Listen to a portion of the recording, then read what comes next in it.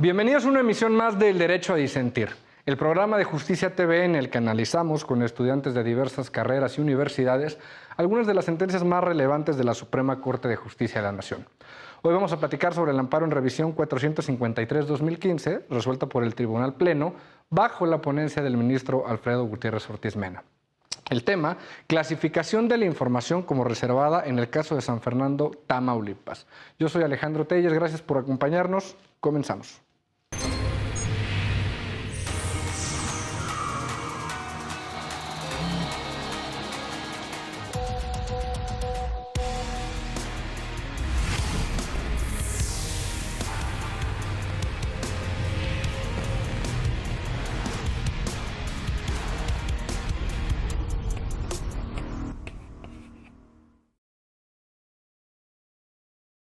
En este caso, la quejosa solicitó a la entonces Procuraduría General de la República, a través del sistema Infomex, la versión pública de la averiguación previa del caso de la masacre de los 72 migrantes ejecutados en San Fernando, Tamaulipas, en 2010.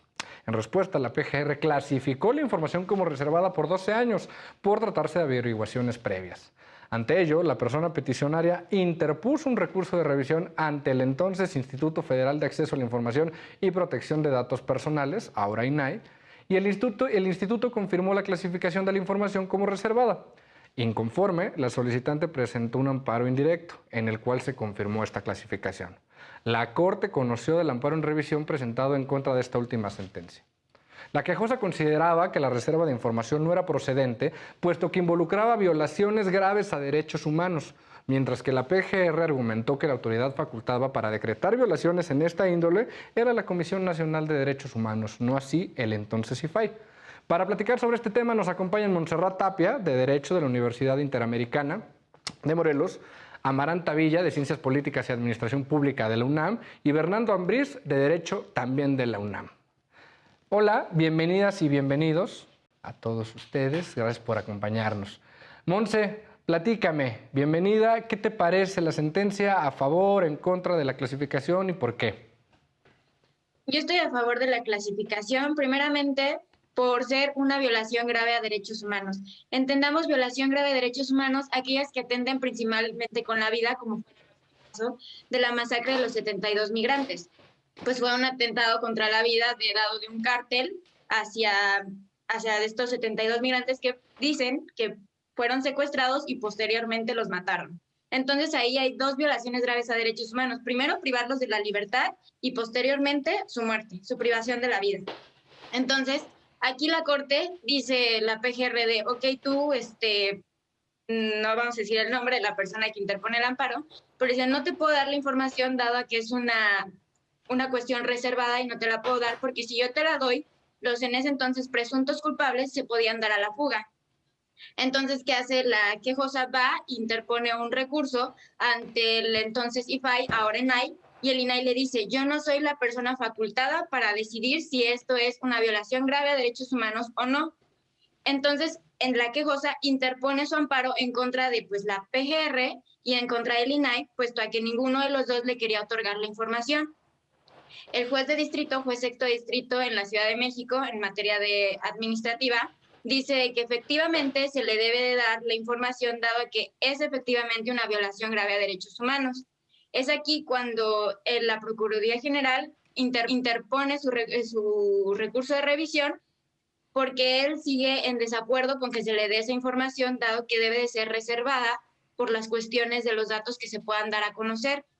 Sin embargo, ¿qué dice la Corte? La Corte dice, no, yo digo lo mismo que la juez, al ser cuestiones de violaciones graves a derechos humanos, le debes de conceder esa información, porque las violaciones a derechos humanos nos interesa a toda la sociedad. Tu interés de mantener la cuestión reservada supera el interés de toda la población a conocer violaciones de derechos humanos. Es algo que nos atañe a toda la población. Es por eso que yo estoy de acuerdo con la sentencia que emite la Suprema Corte. Gran análisis. Muchísimas gracias, Monse.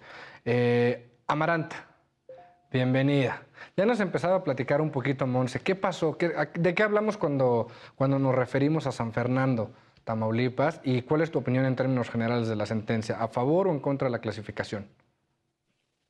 Buenas tardes, gracias Alejandro. Estamos frente a un caso que involucra muchos temas importantes, efectivamente el acceso o el derecho de acceso a la información, y por otro lado creo que podemos vincularlo también con este derecho que las personas que han sido víctimas de violaciones a derechos humanos tienen, que constituye el derecho a la verdad, ¿no? El derecho a la verdad como una forma también de que no se siga replicando la impunidad, pero también como un mecanismo de acceso a la justicia. De manera personal, pues yo estoy a favor de la sentencia emitida por la Suprema Corte. Me parece que justamente el derecho de acceso a la información, cuando nos referimos a él como un instrumento o una herramienta que puede permitirnos a las personas acceder a otros derechos, ¿no? Muchas veces se considera que este derecho es un derecho llave que te lleva a poder ejercer otros derechos como ciudadana y como ciudadano. Y en este caso, pues creo que justamente el garantizar el que la Corte diga INAI, bueno, IFAI, en ese entonces tú eres la institución encargada también o tienes la facultad de determinar qué se constituye violaciones graves a derechos humanos con un análisis preliminar del caso, y en ese sentido poderle decir al sujeto obligado que abra la información o que la entregue.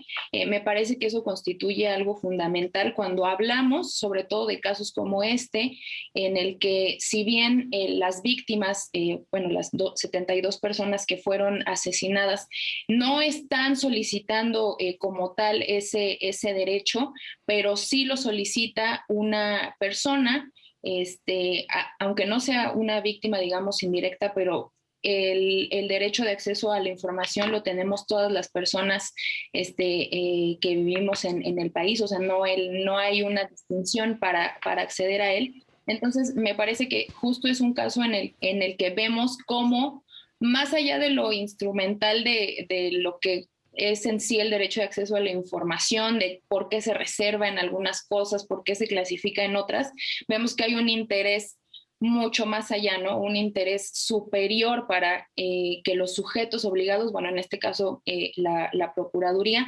entregue estas averiguaciones previas y entonces podamos pasar a lo siguiente, que es, pues de alguna manera tratar de reparar el daño o que el Estado lo repare, porque además, pues muy importante, como lo decía también Monse, en este caso, con la masacre de San Fernando, pues hay incluso autoridades municipales, es decir, o sea, hay autoridades de gobierno involucradas, lo cual lo vuelve todavía pues más complejo, pero por lo tanto me lleva pues a concluir eso, ¿no? Que estoy de acuerdo con lo que la Suprema Corte pues al final falla. Ok, ¿no? muchísimas gracias. Veo cierta unanimidad en el sentido de que se debe dar acceso a estos documentos.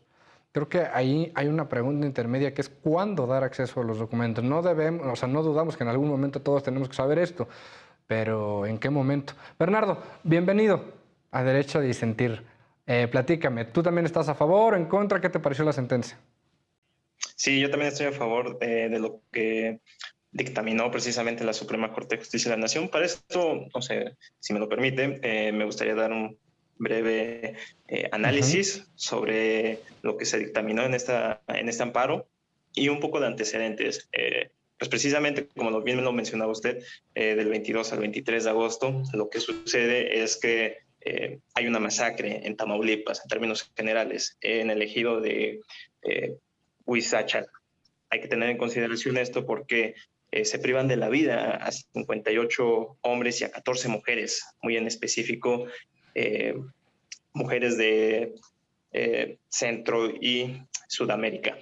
Entonces, en este sentido, tenemos que tener en consideración que precisamente se están vulnerando no solamente el derecho a la vida, sino también, como se establece en el artículo 1 constitucional, una interdependencia. Se vulneran una línea de derechos que están establecidos precisamente no solamente en esa línea tan delgada inclusive hasta de la primera generación, sino va un poco más allá, ¿no? Vulneras un derecho y de la mano vulneras otros derechos. Por su parte, debemos de tomar en consideración que todas estas personas iban y tenían un solo destino, llegar a Estados Unidos.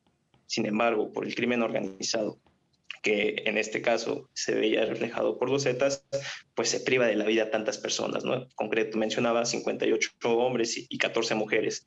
En ello, pues, primero los secuestran, posteriormente los privan de la vida por la espalda y ya los van a apilar y los van a abandonar a la intemperie, precisamente para que su estado de descomposición sea muchísimo más rápido.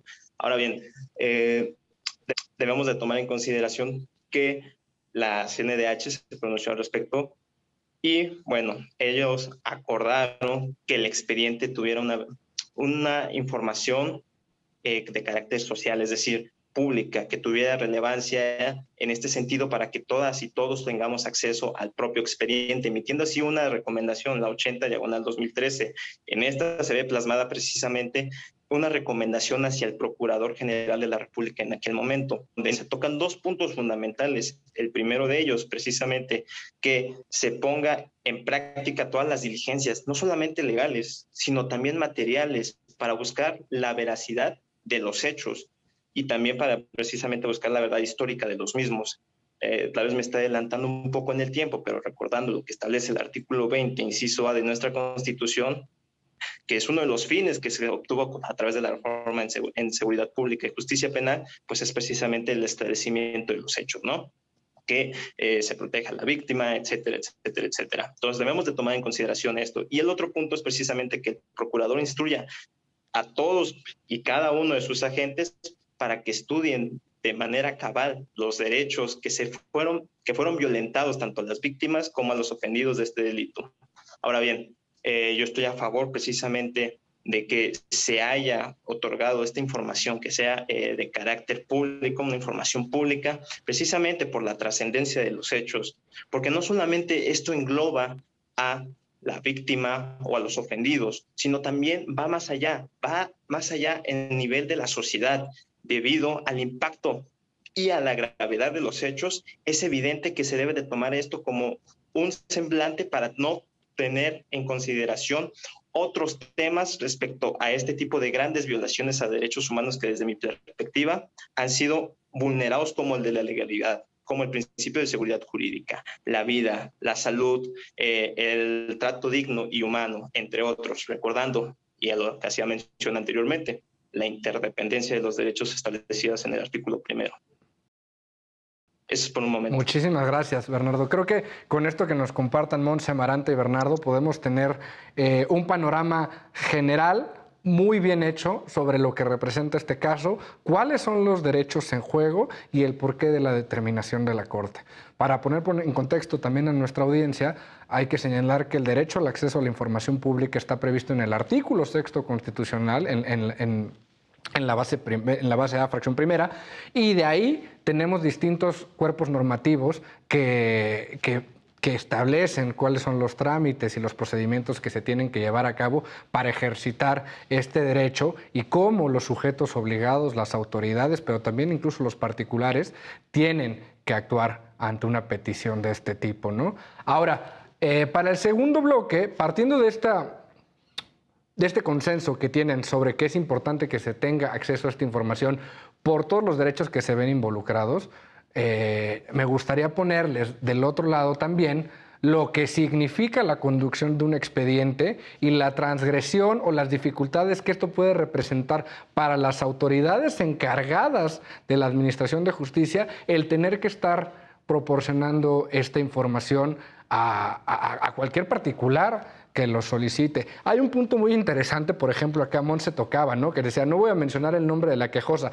Es curioso porque todo esto viene de una solicitud de acceso a la información en la cual es como tal un usuario que no se tiene que identificar con su nombre propio el que solicita acceso a estas versiones públicas. Entonces, desde ahí me genera duda de si se tiene que testar el nombre de la quejosa o no. Pero bueno, Montse, te preguntaría, la reserva de información como tal se da por 12 años. o así se pretendía hacer. Es decir, sí íbamos a poder tener acceso después de un determinado tiempo como ciudadanos a esta información. ¿No sería mejor salvaguardar en este momento la conducción de la averiguación previa? Y eso es lo que dice la Procuraduría. ¿Sabes qué? Yo quiero salvaguardar, porque si yo te digo quiénes son, en ese tiempo se podía ocupar el término presunto culpable, si yo te digo quiénes son los presuntos culpables en este momento, eso me puede dar a que esos presuntos culpables se puedan dar a la fuga, se vayan del país, y yo cómo voy a poder salvaguardar ahora el derecho de las víctimas. Entonces es por ello que yo no te quiero dar esos datos.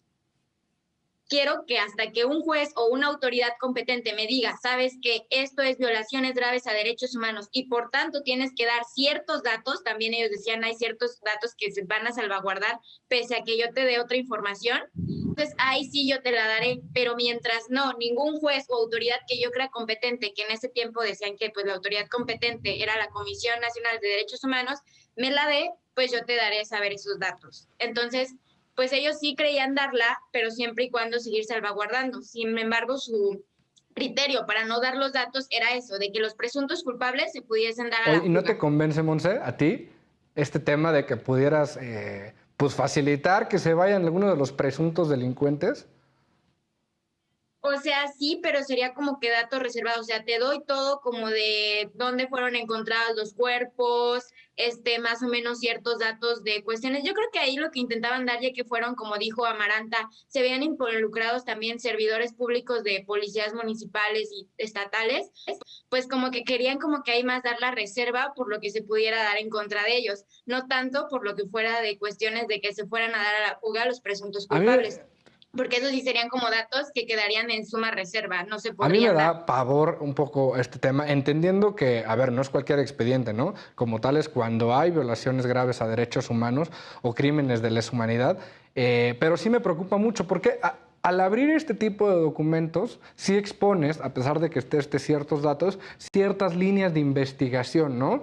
Y uno suponiendo o queriendo jugar a la película, pues podría entender, ¿no? Que el delincuente o el presunto delincuente, al ver que esta información se hace pública, pues puede entender si están cerca o no de lo que en realidad aconteció. Los servidores públicos involucrados, pues en determinado momento se pueden fugar o no. Me gustaría escuchar su opinión, Amaranta Bernardo, sobre esta primera pregunta.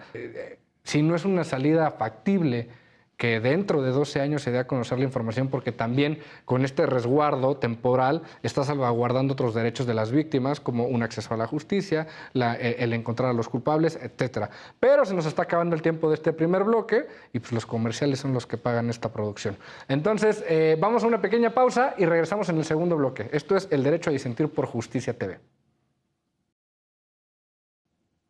Estamos de vuelta en El Derecho a Disentir por Justicia TV. Estamos platicando sobre el derecho de acceso a la información, la posibilidad de clasificar información, en algunos casos como confidencial, pero en el caso específico como información reservada. ¿Qué implica esto? Pues que el particular que lo solicita no pueda tener acceso a determinada documentación en posesión de un sujeto obligado, es decir, de una autoridad gubernamental, porque existen ciertas causales que así lo acreditan o así lo ameritan. En este caso, pues porque se trata de una averiguación previa, dicen las autoridades, en este caso la PGR, si yo te doy acceso a esa información, pues puedo poner en peligro la situación de las víctimas, las líneas de investigación, los presuntos delincuentes se pueden escapar, etc. Ante esto nos encontramos también que la ley en la materia dispone que cuando se trata de casos de violaciones graves a derechos humanos o crímenes de lesa humanidad, no aplica esta reserva temporal que se pretendía hacer por 12 años. A mí, en lo particular, me preocupa mucho el tema de la conducción de los expedientes, o en este caso de la averiguación previa, y como bien lo sentaba la PGR, pues cómo esto podría tener consecuencias negativas para la víctima, ¿no? Ante el ejercicio de un derecho de un particular que incluso pueda ser ajeno a toda la problemática. Bernardo, ¿qué te parece a ti este debate? ¿Hacia dónde te inclinas? Mándame a la fregada si quieres, no estás loco, primero va lo de derechos humanos. Tú cuéntame. Muy bien, mire, pues bueno, la Suprema Corte se pronunció al respecto. En sesión del Pleno determinó que en ese momento el IFAI puede determinar precisamente, tras un análisis preliminar, para efectos del acceso a la información, que cuando se traten de hechos que sean motivos de una averiguación previa, pues precisamente sea una excepción a la materia, y esta, precisamente cuando se traten respecto de violaciones graves de derechos humanos o de crímenes de lesa humanidad, se debe de considerar como información pública, más no reservada.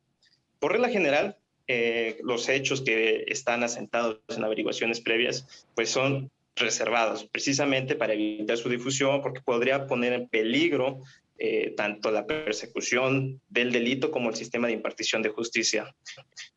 Por su parte, la Suprema Corte menciona que esta información precisamente se debe de tener como una información pública. Como antecedente debemos de considerar que en el año 2011, a través de la PGR, se solicitó que precisamente esta información se fuera pública, y fuera pública precisamente porque contenía violaciones graves de derechos humanos. Sin embargo, la PGR dice, no, espérame tantito, esta información no puede ser pública, tiene que ser reservada, y tiene que ser reservada por 12 años en específico.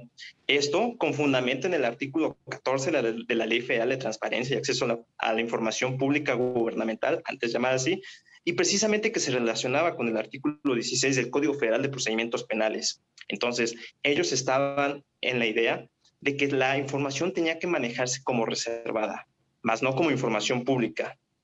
Es por ello que, aunado a esta información, se emite un informe precisamente de la Dirección General de Asuntos Jurídicos de la propia PGR, en donde confirma lo que habían dicho anteriormente. La información es confidencial y debe de ser reservada. No se debe tratar como una información pública.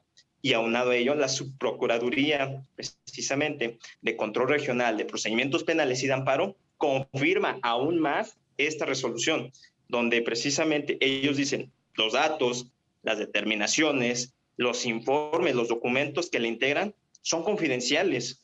Y son confidenciales porque podría atentar precisamente contra los testigos, contra la seguridad de los testigos, de los familiares, contra las líneas de investigación. Y aunado a ello, todavía el Comité de Información de la PGR confirma y avala esta resolución. Es decir, que deben de manejarse estos datos como confidenciales.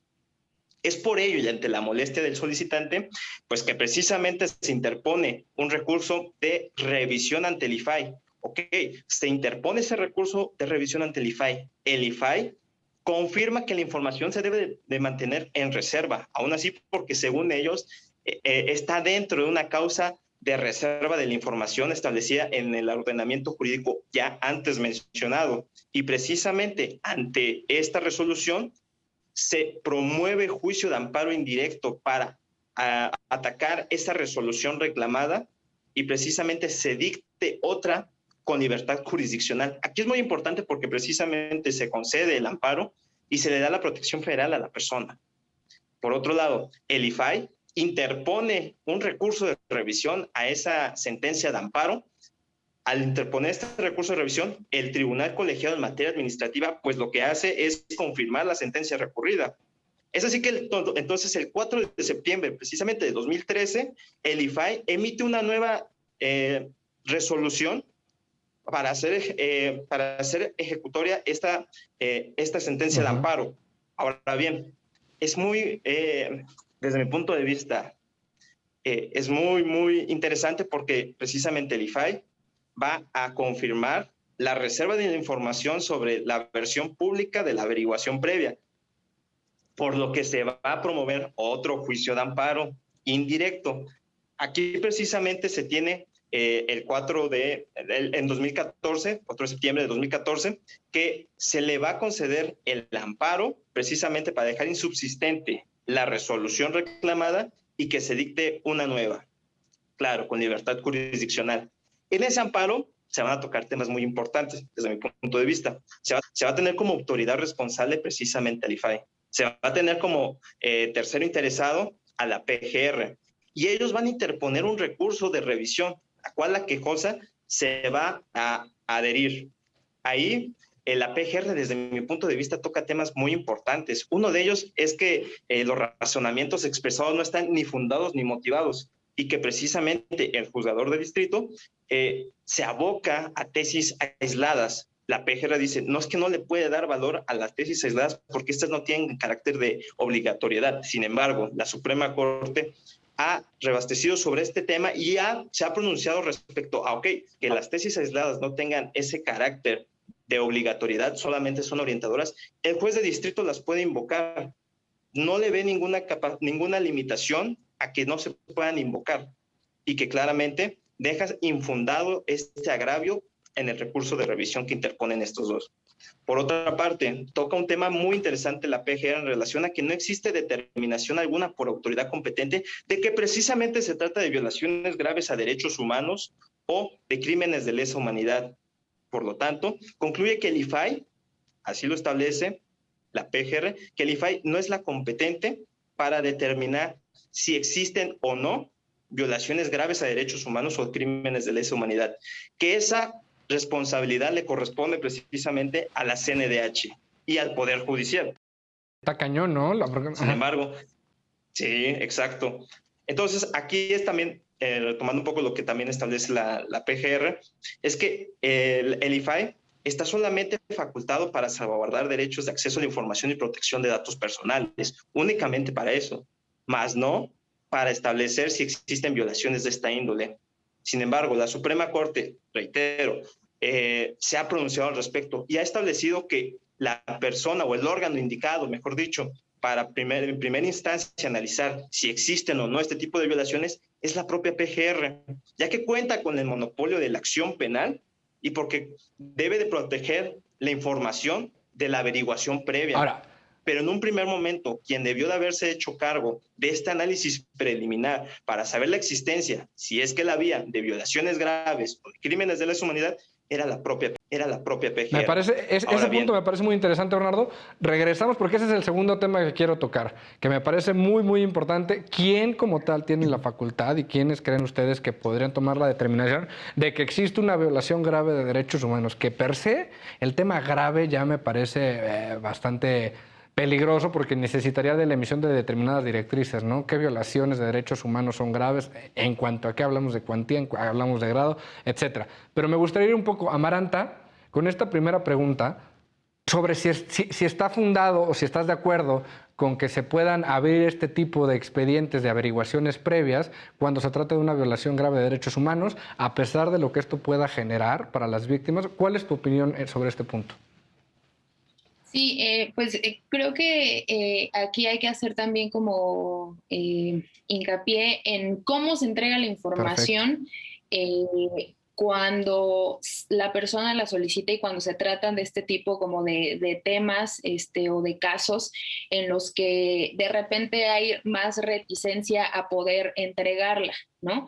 Decías algo importante que es el hecho de si no se contrapone esto con, pues sí, ¿no? O sea, con las diligencias y con todo el trabajo que tiene que hacer el MP y la Procuraduría.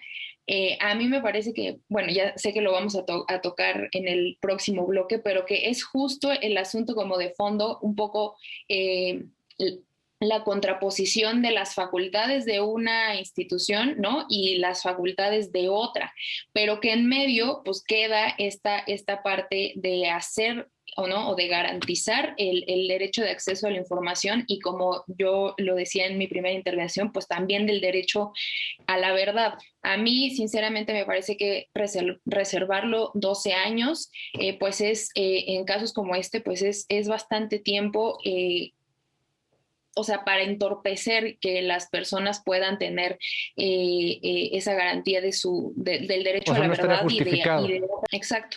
Y sobre todo, pues pensemos en este caso que, digamos, la masacre fue en 2010, las solicitudes de información, de hecho, se dan, me parece que 2 años después o 3, no recuerdo muy bien, pero el asunto es ¿no? Que cuando incluso un sujeto obligado ya tiene que otorgarte la información que tú le estás solicitando, pues existen lo que conocemos como versiones públicas, ¿no?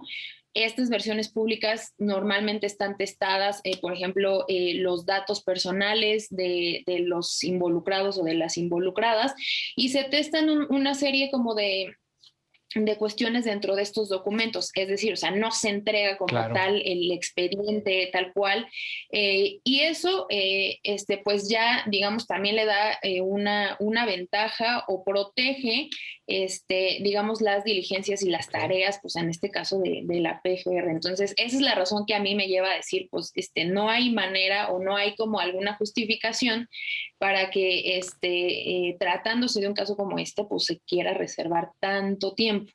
Pero sí me parece que hay que hacer como un poco más ahí de debate o de énfasis en el hecho de cuál es la tarea de una institución y de la otra, pero sobre todo cómo sí el derecho de acceso a la información me parece que es uno de los, digamos, como de los derechos a los que más, yo no digo que se le pongan obstáculos, porque de hecho pues, existe una política pública en México de transparencia que obliga a todas las instituciones públicas que generan información a otorgar esa información o todo lo que hacen en su actividad, en sus actividades sustantivas. Pero sí me parece que de repente es un derecho al que se le ponen frenos o trabas.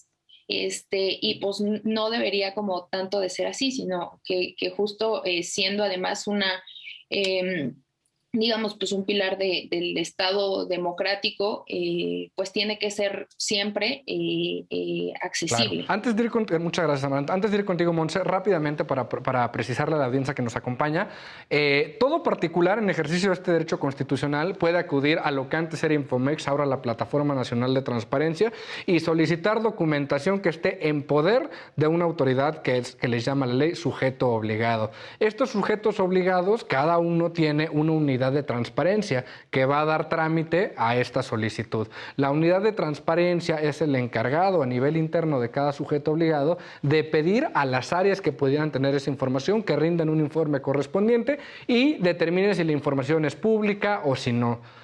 ¿A qué se refiere con si no? Es si debe clasificarse como reservada por alguna de las causales que prevé la ley o como confidencial, también porque pudiera tener datos personales o datos personales sensibles que pudieran ser identificada o identificable a una persona involucrada, ¿no? Cuando se da esta clasificación de información por el área requerida, hay un órgano interno también de cada sujeto obligado que es el encargado de confirmar o de negar esta clasificación de la información. Y como bien lo decía Amaranta, es tan robusto nuestro sistema de transparencia que esta no es la última instancia.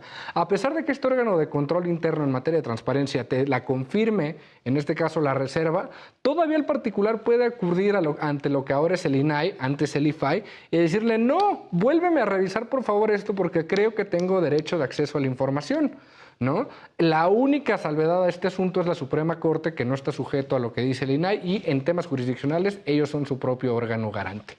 Y aún así hay tesis que, como se puede dar en este caso, que prevén la procedencia del juicio de amparo contra determinaciones del entonces IFAI. Entonces, de que el particular tiene instancias para defenderse, tiene N mil cantidad de instancias. Pero ya vi que los vi muy convencidos con el tema de que ante todo se pone el tema de que es una violación grave de derechos humanos, a pesar de lo que pueda suceder en el caso concreto. Montse, ¿qué nos querías compartir? Quería retomar exactamente el punto que dijo Amaranta, de que se podría dar la carpeta de investigación que se estaba llevando, siempre y cuando, pues, testando el nombre de las personas involucradas, testigos, presuntos culpables. Yo fui practicante en un juzgado de distrito y cuando hacíamos el listado de expedientes, obviamente salvaguardábamos datos. ¿Y cómo lo hacíamos? Testando. Y eso, pues, es información pública porque tú pones en los estrados los listados y la gente va y los ve. Entonces, siendo así que un quejoso que interpuso su amparo se puede testar sus datos, porque en esas cuestiones de violaciones graves a derechos humanos no se hace lo mismo. Ok, te doy la averiguación previa siempre y cuando testo datos que yo considero que para salvaguardar a los testigos, salvaguardar el derecho a que las víctimas tengan su justicia, pues los voy a testar. Y creo que eso sería como que la mejor opción que pudiese tomar la entonces PGR para poder otorgar la información. Claro. Ahora, Montse, la información que se puede testar, para que me digas qué opinas, es información siempre que esté relacionada con personas, o sea, con particulares que la pudieran hacer identificada o identificable, ¿no? Pero esto en una línea de investigación, pues no podemos testar que las autoridades se constituyeron en determinado lugar, o sea, hay información que no puedes testar y que sí marca la línea de investigación, ¿no? Hay ciertas características que no es posible testar o que vamos a terminar en estos ejercicios que algunas autoridades han hecho, donde deciden testar todas las hojas y la información que entregan son subrayados negros, ¿no? Ese tema me preocupa un poquito. Bernardo, tocabas un tema muy interesante, que es a la segunda parte del debate que nos íbamos a enfocar, que es, ok, ya determinamos que cuando se da un supuesto de violaciones graves a derechos humanos tenemos que entregar la información. No procede la clasificación de reserva de la información por un determinado tiempo. Y ahí se preguntan en la sentencia, ¿quién puede hacernos esta clasificación? ¿Quién tiene la facultad de determinar que hay una violación grave a derechos humanos? El artículo primero constitucional prevé una obligación a todas las autoridades del Estado en el ámbito de sus facultades de proteger, respetar, garantizar y promover la defensa de estos derechos, ¿no? Pero me parece grave, me parece ya con tintes jurisdiccionales quién puede decir que se trata de una violación grave y cuál es una violación normal de derechos humanos. ¿Tú qué opinas? Y nos ibas a resumir también un poquito qué dijo la Corte de esto. Precisamente, creo que ese es el tema central. Claro. Sabemos que la Suprema Corte puede atraer casos, tiene esa facultad de atracción de casos cuando sean relevantes. Entonces, bueno, la Secretaría de Acuerdos de la primera sala, digámoslo así, en términos generales, le da luz verde a la Suprema Corte para que pueda traer este caso. Y la Suprema Corte dice, el problema radica principalmente en tres cosas. ¿Quién puede investigar? ¿Quién puede sancionar? ¿Y quién puede pronunciarse respecto de este tipo de violaciones graves? Ok. Sabemos que con el artículo 21 constitucional, la facultad de investigar le corresponde principalmente al Ministerio Público. Posteriormente, la facultad de sancionar no lo puede hacer el Ministerio Público, evidentemente. Lo tiene que hacer el Poder Judicial, lo tiene que hacer un juez. Y lo tiene que hacer un juez para, digámoslo así, para atribuir responsabilidad penal, si es el caso, a una persona. Y entonces, aquí queda la interrogante. ¿Quién puede pronunciarse respecto a este tipo de violaciones? Ahora, la Suprema Corte considera que lo establecido por la propia PGR en sus agravios es incorrecto al mencionar que la CNDH es la competente y es la facultada para pronunciarse respecto a este tipo de violaciones graves. La Suprema Corte dice, no, tú no puedes trasladar esa obligación constitucional, órgano investigador, a la CNDH, porque tú eres la autoridad competente en un primer momento de analizar si existen o no este tipo de violaciones. Ahora bien, tú debes de dar una contestación fundada y motivada, como también lo establece la Constitución, del por qué sí o el por qué no. Si tú no me das esa contestación o me estás negando el acceso, tiene que ser fundada y motivada, reitero. Ahora, ante tal resolución, si la persona solicitante está inconforme, tiene el recurso de revisión todavía ante el IFAI, para, en ese momento llamado así, claro, para precisamente recurrir esa decisión de la propia PGR porque no está conforme. Y lo tiene que hacer para que el IFAI conozca y resuelva respecto de este tipo de asuntos. Pero reitero, quien tuvo que haber conocido en un primer momento es la propia PGR. Ahora bien, el IFAI debe de tomar tres aspectos fundamentales desde mi punto de vista, claro. El primero, que esté debidamente fundada y motivada, que se base en lo que establezca la ley. El segundo, que de verdad existe un riesgo. Si existe un riesgo, este riesgo tiene que pesar más que la publicidad. Claro. Si no pesa más que la publicidad, entonces no va a estar totalmente fundado ni motivado. Es decir, se tiene que hacer un test para ver si lo correspondiente a lo que dice la PGR es acorde a lo que está establecido precisamente en sus agravios. Pero es desde mi punto de vista. Ok, muchísimas gracias. Sí, me parece bastante coherente tu punto y creo que me deja reflexionando. Vamos a un pequeño corte, pero regresando, me gustaría que tanto Amaranta como Montse me compartieran su punto de vista, ¿no? ¿Cuál es el órgano? ¿Está bien el procedimiento que se fija en la sentencia para determinar cuándo existe una violación grave de derechos humanos? Me dejó reflexionando, Bernardo, sobre este último punto. No se vayan en casa, también vamos a un pequeño corte y regresamos con el tercer bloque de Derecho a Disentir.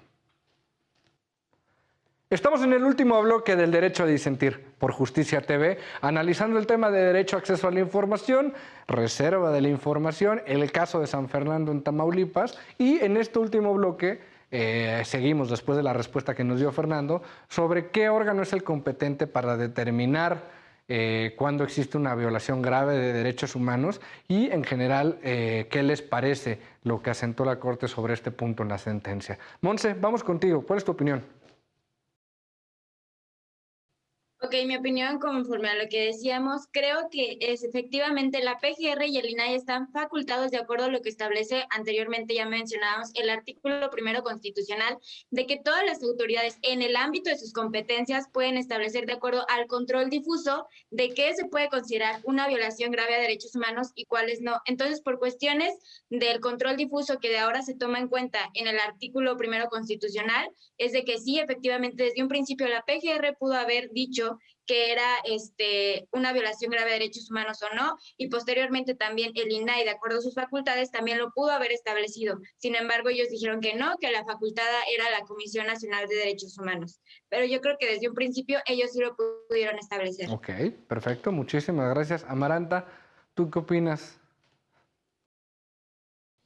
Pues a mí me parece que justo como lo señala la sentencia de la Corte, hay que distinguir pues en lo que tiene que ver con sancionar o decir quiénes son los responsables, quiénes son los culpables, y si y si con base, digamos, en todas las investigaciones y las diligencias, pues se considera ya cuál fue digamos, la violación a los derechos humanos. Y por otro lado, está el hecho de establecer si un órgano, como lo es el IFAI-INAI, puede establecer que eso constituye una violación a los derechos humanos y entonces poder pasar a lo que ya está dentro del ámbito, digamos, de su competencia, que es solicitar que se entregue la información. Digamos, son dos cosas distintas y por eso creo que la Suprema Corte es tan enfática al hacer esta distinción en decir, o sea, el INAI, por supuesto que no tiene ninguna facultad en cuanto a impartición de justicia, porque no es uno o sea, no es una de sus facultades, pero como garante del derecho de acceso a la información de las personas, pues por supuesto que tiene que enfocarse en eso, o sea, en lograr que accedamos a esta información, incluso aunque sea, bueno, como lo vemos en este caso, se quiera reservar. Entonces, me parece que eso es también lo que hace interesante esta sentencia, que nos pone como a preguntarnos, a cuestionarnos también cuál es el papel de distintas autoridades o de distintos órganos. O sea, en este caso, pues también hablamos de órganos autónomos como lo es el IFAI, el INAI, como lo es la CNDH, ¿no? O sea, que cómo estos se constituyen también como un contrapeso o como controles a digamos, a los poderes del Estado, ¿no? O sea, los tres poderes que conocemos, el ejecutivo, el legislativo y el judicial. Claramente no es una facultad del INAI, digamos, como entrometerse o jugar digamos, el papel de Ministerio Público, pero sí dentro de sus atribuciones está lo que yo decía, el de garantizar el ejercicio del derecho de acceso. Y pensemos también que justo la transparencia y el derecho de acceso a la información pues constituyen como este pilar de una serie de características que hacen democrático al Estado, ¿no? Al Estado mexicano. Una cosa que también me gustaría mencionar aquí es que si además nos referimos a un caso como este en el que hay autoridades involucradas, siendo del orden de gobierno que sea, eso no puede, digamos, como ser un obstáculo o un, digamos, como pretexto para que incluso este derecho pues no se ejerza. Claro. Fíjate, qué importante esto que mencionas y como bien señalas, el INAI como órgano autónomo ha funcionado, como tú lo dices, como contrapeso en determinadas decisiones en materia de acceso a la información por parte de las autoridades de los tres poderes, ¿no? Después de este caso de San Fernando, tuvimos casos como Ayotzinapa, como Atenco, como el caso Odebrecht, en donde el INAI ha jugado un papel trascendental para decir, ábrele la información a la gente.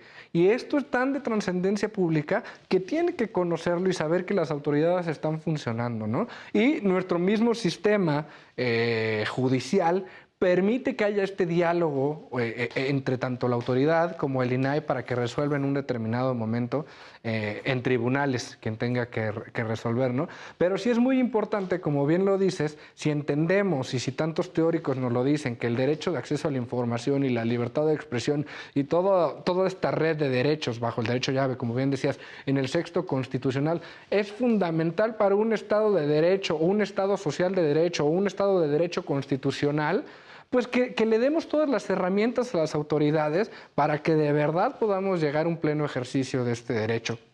Y ahí es donde para mí retoma bastante interés esta parte en la que la PGR menciona que pudiera la CNDH tener cierta participación. Entiendo que la ley no lo prevé así, ¿no? No tenemos ningún ordenamiento que nos diga que la CNDH es la encargada de determinar cuándo hay una violación grave a derechos humanos. Pero jugando un poco a ser el legislador, Bernardo, no sé qué opinas, pues no me parecería tampoco tan mal que la CNDH pudiera tener cierta participación en este tipo de casos. ¿Tú qué opinas? Claro, yo confirmo totalmente lo que usted dice, precisamente porque, pues como mencionaba, la CNDH es un órgano autónomo, independiente de los tres poderes. Entonces considero yo que la CNDH sí podría hacerse cargo, tener este tipo de facultades respecto a pronunciarse, pero es interesante, ¿sabes por qué? Porque precisamente en el amparo se menciona que la CNDH sí puede pronunciarse respecto a esto solamente en dos casos, de motu propio o cuando se lo solicita alguna autoridad. Sin embargo, no se puede hacer cuando el particular se lo solicite. No puede realizar no tiene esa facultad de realizar ese tipo de actuaciones, solamente en estos dos supuestos. Entonces, en ese caso, yo creo que la CNDH, bueno, sí puede hacer y considerar y pronunciarse respecto a este tipo de violaciones graves de derechos humanos, sí lo puede hacer, pero creo que lo que se ve limitado principalmente es el particular, solicitarlo por parte del particular. Contestando esa pregunta, creo que va más relacionado a la respuesta a que el particular tenga la posibilidad de solicitarle esto a la CNDH y la CNDH lo realice. Porque como bien mencioné, la CNDH lo puede hacer de motu propio cuando se lo solicite a alguna autoridad, pero deja en ese estado de indefensión, digámoslo así, al particular. Entonces, desde mi punto de vista, sí. Al mayor interesado, ¿no? Porque aparte, pues, cuenta que sea solo la autoridad que lo haga, pues el particular es quien quiere un pronunciamiento. Pues nos queda muy poco tiempo. Yo les agradezco mucho sus participaciones porque sin duda fueron muy claras, muy pertinentes y muy adecuadas para que todos pudiéramos entender todos los ángulos que tiene un problema tan complejo como es el derecho de acceso a la información, la protección de las víctimas, el derecho a la verdad y todos los derechos que se ven involucrados en un procedimiento de este tipo. Monse, ¿qué conclusiones nos regalas? ¿Con qué te quedas de esta sentencia? ¿Algo que nos quieras compartir? ¿Con qué me quedo? Pues creo que es una sentencia muy relevante porque incluye muchas cuestiones, incluye cuestiones de violaciones a derechos humanos, derecho penal, acceso a la información. Entonces es una sentencia muy relevante en todos sus aspectos y tanto de lo que se pronuncia el juez desde un principio en su sentencia, así como se pronuncia la Suprema Corte en la revisión, los agravios que interpone la PGR. Todo creo que es una sentencia bastante grande que siento que hay puntos que nos deberían faltar en analizar o que pudimos entrar, pero que sin embargo creo que la sociedad debe entender que el acceso a la información, aunque no se ve mucho, es algo muy importante para llegar a lo que es el derecho a la verdad, el derecho al conocimiento. Entonces creo que es importante que la sociedad conozca de este tipo de sentencias y que esté más enterada sobre esto. Y pues nada, me quedo con que sigo a favor de la sentencia emitida por la Suprema Corte. Perfecto. Muchísimas gracias, Monsi. Muchas gracias por acompañarnos. Amaranta, vamos contigo con tus conclusiones. ¿Con qué te quedas? ¿Con qué te vas? Gracias. Reiterar que el derecho de acceso a la información pues es un pilar, como decíamos, del Estado de Derecho, del Estado democrático, pero que debemos seguir, digamos, como pugnando porque no sea contrapuesto a ciertas actividades o a ciertas situaciones en las que la opacidad de la información pues genere la vulneración o siga en una espiral de vulneración a ciertos derechos humanos. La administración pública, digamos que es el conjunto pues, de las instituciones que tienen que ser garante o tienen que encargarse del interés público. Y en este caso, pues vemos como una sentencia nos da como luz o pone de manifiesto la importancia de que una institución autónoma como lo es el IFAI, INAI, garantice este interés público, que en este caso pues es acceder a una averiguación previa, acceder a información que permita que las personas o que la sociedad civil pues pueda digamos, saber cuál fue como la responsabilidad que hubo de ciertos actores en este caso tan lamentable, pero también pues el derecho de acceso a la información pues como digamos, como un paso, como un elemento que permite que algunas víctimas directas o indirectas de violaciones graves a derechos humanos pues puedan acceder a la justicia, a la reparación del daño y al derecho a la verdad. Me quedo con eso y pues muchas gracias. Muchas gracias. Y claro, como bien dices también, el derecho de acceso a la información está muy ligado también con un derecho que tenemos a la rendición de cuentas por parte de todas nuestras autoridades, ¿no? Bernardo, cerramos contigo. Cuéntanos. Sí, pues bueno, yo también estoy de acuerdo con lo que estimó la Suprema Corte de Justicia de la Nación, principalmente los 5 puntos que toma en consideración, que es tomar como infundados los agravios por parte de la PGR en su recurso interpuesto. Posteriormente, también estoy totalmente de acuerdo que se desestime precisamente lo establecido por el IFAI, precisamente porque se adecuaba o ellos alegaban que no eran los competentes para determinar si existían violaciones de derechos humanos o no en un primer momento antes de la PGR.